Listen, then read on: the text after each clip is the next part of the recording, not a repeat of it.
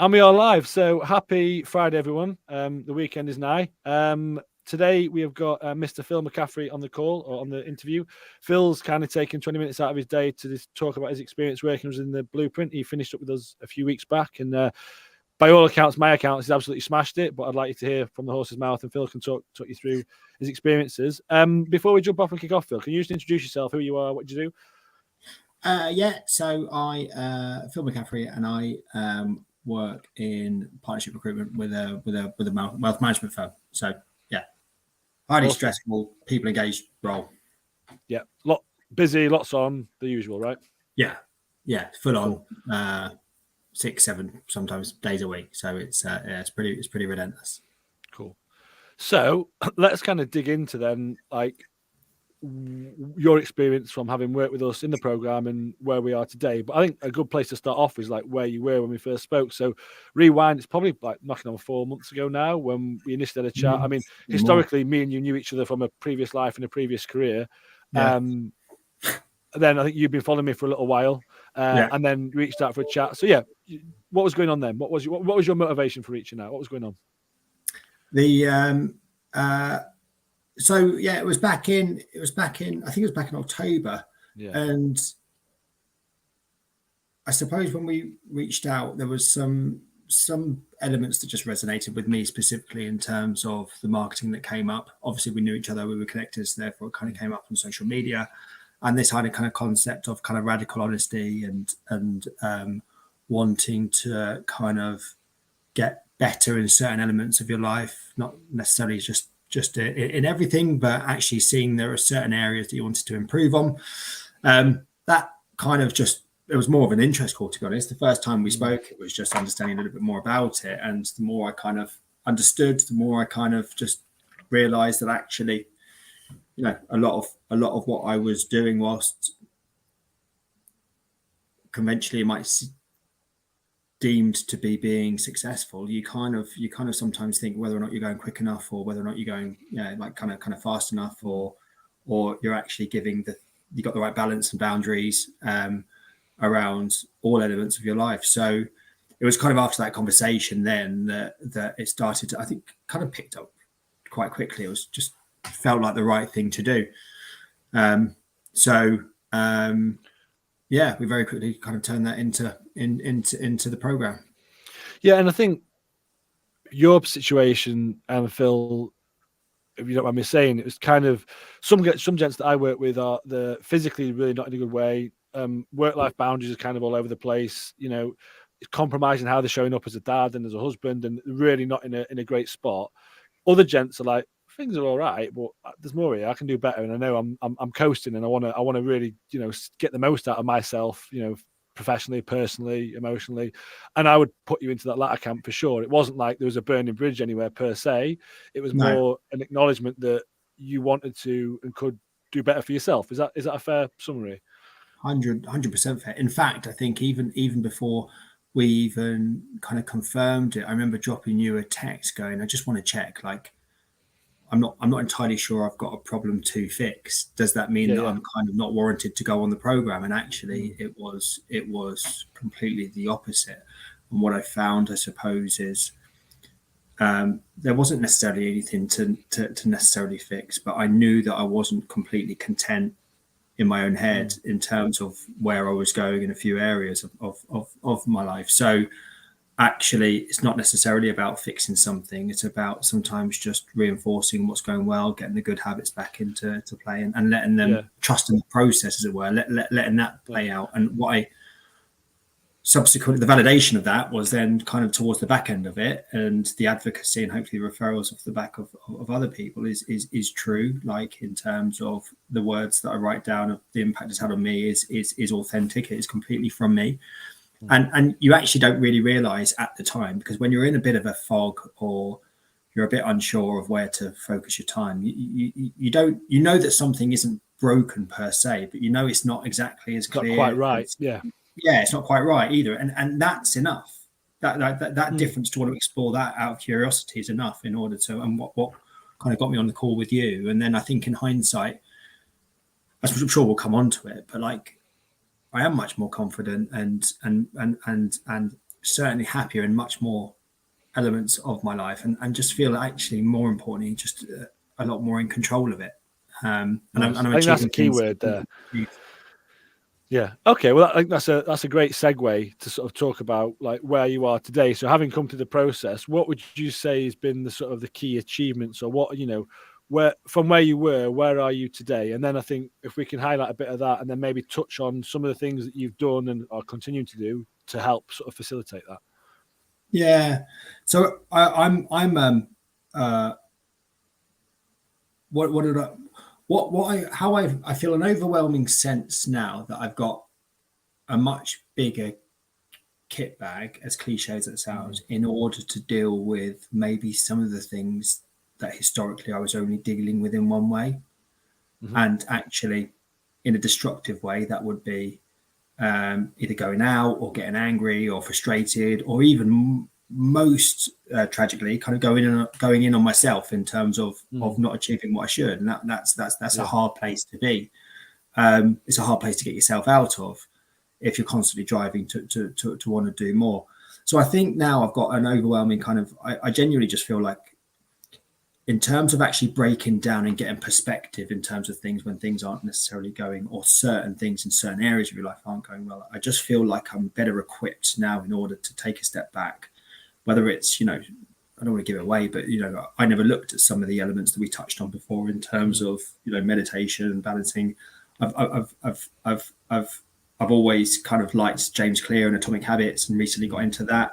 And I kind of found that 3 or 4 of the key people that I would read about this program, in effect, just brought it to life. It made it personal. It made it kind of about me, and I was building confidence day by day in terms of achieving what might seem like menial tasks, but actually, you build them up over time, and that's one of the biggest lessons of all, because everything before was like this with me, and I think we actually kind of spent some time like discussing with it, and that's it's a really hard place to consistently get yourself back from, to, and then back again. And actually, I'm almost at my most vulnerable when I'm at my most successful. When you're on one of the peaks, exactly. So it's having that sort of consistency, because, like you said there, you can't control what life throws at you, and you have stressful situations.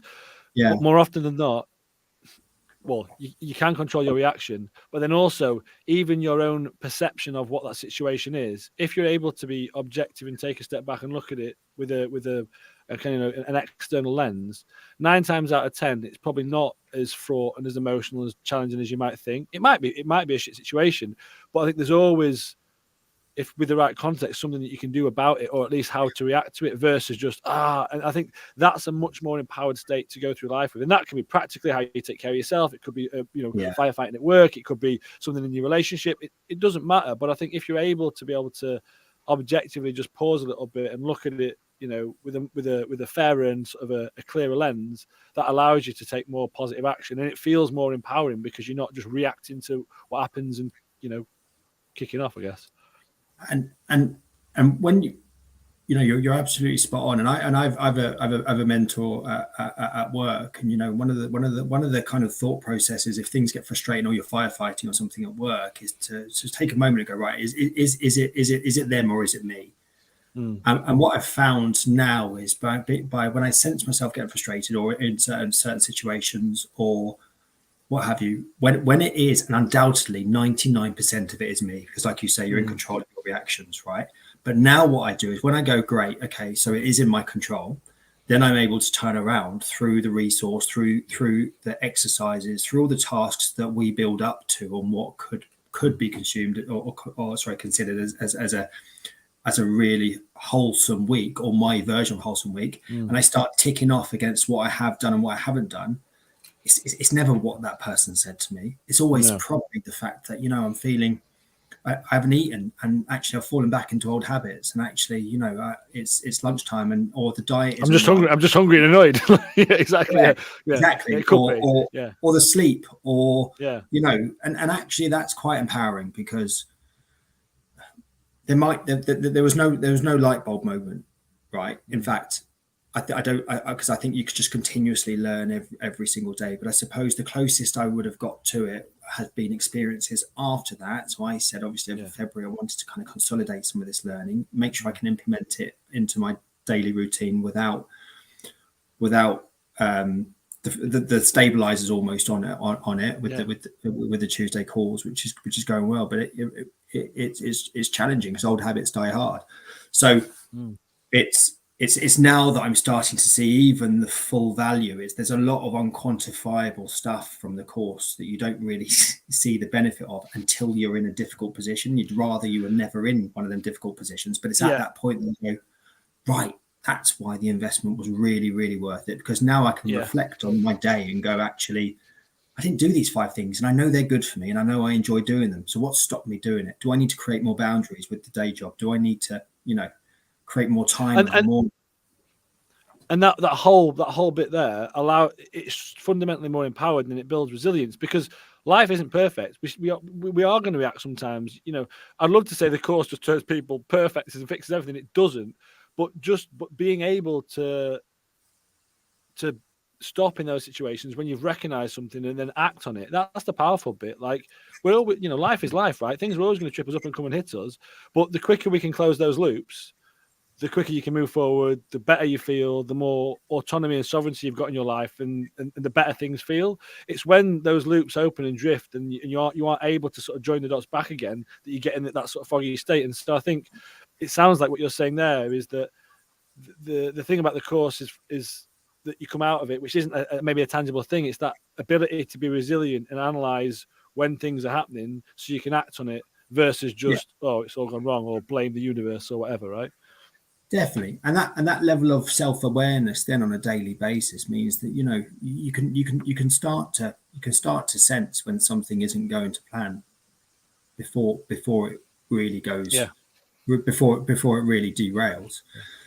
And so it's a bizarre sense of just greater control and confidence that I start to then feel then empowered to maybe take some extra steps in terms of certain things. There's things I'm doing now that I genuinely do not think I would have even explored doing had I not been on the course. And I'm not just saying that for the sanity for this. I genuinely believe that. I believe it. Awesome. It increases your baseline of what is achievable. And when you get them habits and some of that, and I'm not perfect by any stretch, but you get them habits in place, it starts to give you the confidence then to look a little bit higher, and then a little bit higher. And actually, rather than it be like kind of up and down with that volatility, whereas super, super highs and then like crashing lows, it's just more of a stairs going up. And you're just a little bit more in control of it, I suppose. I keep saying that word. Yeah. I think for another Yeah, one. no, but I think that's it though, because I think lack of control breeds anxiety, inertia. When you're controlling what you're able to control, that's all, pretty much all you can do. But then that feels good, because you're the author of your own destiny. And I think the confidence bit, conversely, with the daily habits, practices, and behaviors, and what we learn and what you build out. If you had a shit day and you look back and go, that was a bit of a car crash, and you go, well, what have I actually done? And maybe you're beating yourself up and you just stop and you go, oh yeah, but I did that. Yeah. Oh, maybe that wasn't as bad a day as I thought it was. And that in of itself breeds the confidence and the ability. And then if you layer on top, maybe having a bit of a deeper look at some of the bigger picture stuff, there's the practical, habitual nature of how we want to live our lives and the things that we can do in order to get the most out of it, which help give us more clarity. But then also it's like, well, where am I pointing? Where's my North Star? What's important? And then when you're in that more in control, empowered state, well, then you can start to look at those other bigger picture things as well. Because yes, it's about living in the now and enjoying the moment, but the future's still exciting. But giving yourself the right headspace to be able to focus on that in the right context. Does that make sense? Definitely. And I've almost slowed down a little bit in order to kind of speed up in other areas. I'm less frantic. I'm less impulsive. I don't really want to lose that, to be honest, because I quite enjoy that piece of it. But there is definitely a feeling that there are some things that you can slow down on, and then actually ultimately, if you reflect back on where you've where you started and where you are now, it's chalk and cheese in terms of what you've achieved. It feels like you're going a lot slower on a daily basis, but actually all you're doing is putting in the right infrastructure, the right foundations that are robust enough that when you do have challenging situations or things don't go to plan, or you want to even more positively trial and test yourself in any form of change at work or try a new job or whatever, you're just that much more resilient and able to deal with the pressure or what have you of it. And Yeah, it's been awesome. awesome. No, well, I mean, I think there's some really good insights there, Phil, and I've loved working with you. I think what was great as well is in the process there's a combination of both practical, quite actionable habit stuff, and then there's a bit of deeper stuff. And sometimes, especially as guys, the more mindset oriented sort of you could use the word woo woo sort of stuff, we can feel a bit like, oh, I'll push away from that. What you realize is that stuff sometimes a bit harder because it challenges you in ways that you're not used to. But then when you do that, it opens up a whole arena, which is I think what you're talking about there. So I think what was great with working with you is you kind of embraced all facets of that. It was like, yep, there's shit we need to do day to day, but I want to have a bit of a deeper look at what's going on as well. And I think when you put those two pieces together, that's where the magic happens, and net results is what we're talking about, right? Yeah, definitely. And for anyone kind of watching this or rewatching this, like this isn't loads and loads of people with like violins out. Like this everything I found has progression about it. The hardest thing for me is always been self-critique and then expectations of others. And when I'm at my worst, I'm comparing myself to others because for some reason I've got it in my mindset that that's what I should be achieving or should be doing. But actually, on the community that you've also created, you got loads of people that just want to be a little bit better in different areas, whether that is gym or whether that is mindset and more cerebral stuff, whether that is diet, whatever it is. And actually, there's a real collaborative kind of approach to it, because the initial thought and fear of me might have been, probably was, if I don't think I'm doing as well as I should, do I really want to be sitting on a room in a room full of people, Call, yeah. or sorry, on a call with people or chatting to someone about it if I'm not happy with it? But the first thing that you get is a reassurance that nobody has the answers, right? Nobody's where they want to be, especially people that are actively or proactively taking a step towards bettering themselves. There are always going to be people that want to do more or achieve more or be better. And actually, there is absolutely no judgment at all in terms of where you're at. It's not even, I suppose, probably even that personal. But even when you do muck up, which I have over the course, it's all about what you're going to do about it. Yeah, it's not about spending ages like beating yourself up, or worrying it or beating yourself because it could be, oh, idiot. Well, what's that going to achieve? I mean, I think acknowledge that the frustrations in yourself or whatever's happened, but then it's like, well, great, right? What have we learned? What can we do? And again, that's more empowering. It's like, that's a problem. Well, let's fix it. What can, and it's and that I think breeds the level of resilience. And I think also being in an environment with, like you say, with others where you're collectively trying to become better in, across the board. Well, that's an empowering place, but also it makes you realize, well, not everyone else has got this sorted, and everyone projects, oh, he's got it all switched on. Internally, you haven't, and you're working through it.